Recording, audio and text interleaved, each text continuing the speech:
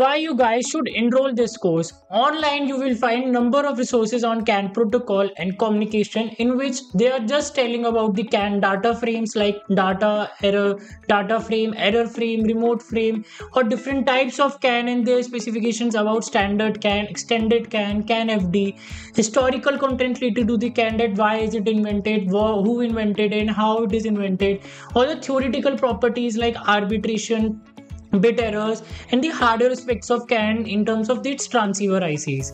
But these resources often fell short upon so as to give a teaching on practical learning and get the core knowledge of CAN communication, so that one can do the DIV projects on their own.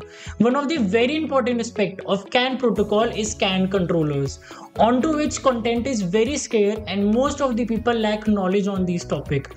And CAN controller handles all the communication messages and arbitration synchronization in a CAN communication. Even content related to the STM32, ESP, or the Arduino microcontrollers don't cover the topics which I am gonna cover in this video. Majority of the content on CAN protocol over the net is same across multiple platforms. You guys can check out this thing also. And CAN protocol is predominantly used in the automotive industry. And automotive industry, there is a electronic control unit which is a very important and basic electronic device used in it. And ECUs, electronic control unit, are built upon an automotive microcontroller.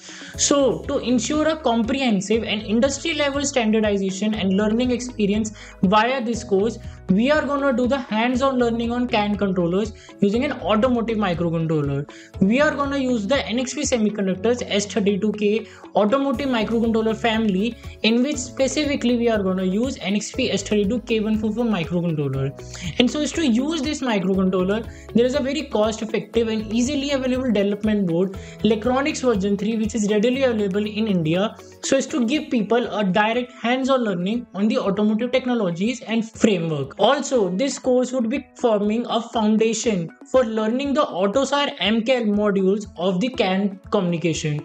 As in this course, we are gonna cover the CAN software stack, RTD real-time drivers, which are used in the AUTOSAR 𝐬𝐾L layer modules of the NXP S32K microcontrollers, and this foundation is gonna help you in our future courses which are based on the AUTOSAR 𝐬𝐾L layer.